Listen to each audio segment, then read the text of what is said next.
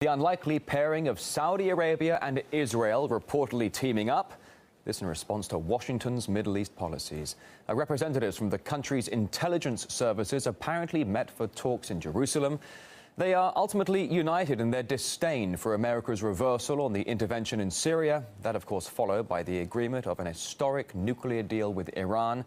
Let's delve deeper into this. Here's RT's Guyane Chichikan. The two countries, Saudi Arabia and Israel, found themselves in one boat in their frustration over Washington. Israel and Saudi Arabia hate the nuclear deal that the U.S., Russia, and other world powers struck with Iran.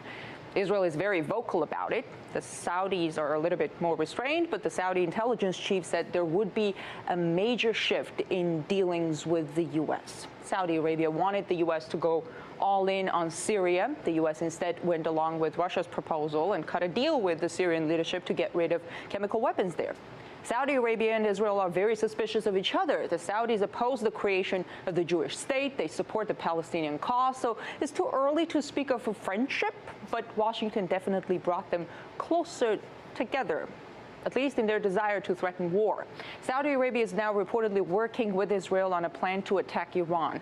It reportedly gave Israel the green light to use its airspace in the case of a strike and pledged other assistance.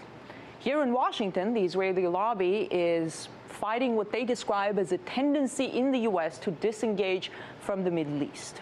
The AIPAC meeting was all about it. They talked about how war fatigue in the U.S. could be a reason for Washington to want to be less involved in regional affairs.